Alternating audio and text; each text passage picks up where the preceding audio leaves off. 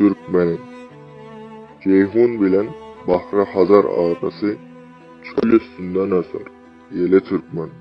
Gül konçosu, kara gözüm karası, kara dağdan iner, sili Türkmen.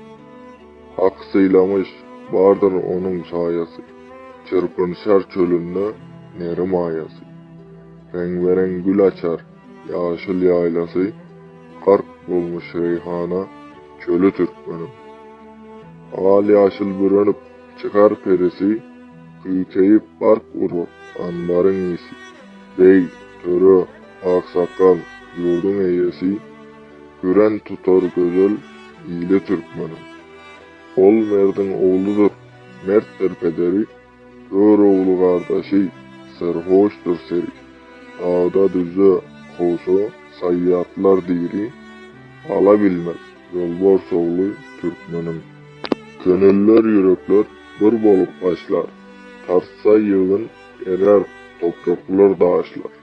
Bir suproda tayyar kılınsa açlar, götörler ol ökbalı Türkmenim. Gönül havalanar, ata çıkanla, dağlar lağla dönür, kıya bakanla. Bal getirir, koşup derya akanla, bent tutturmaz, gelse sili Türkmenim. Kapıl kalmaz, dövüş günü har olmaz. Kargıyşa nazara giriftar olmaz, bilbillen ayrılıp solup sarılmaz. Daim anbar saçar gülü Türkmenim.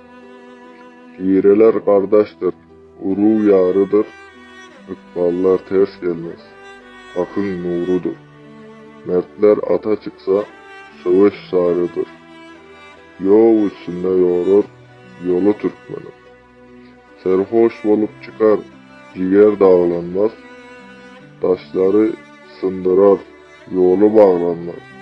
Gözüm gayra düşüyor, gönül eğlenmez, matumgulu sözler, tili Türkmenim.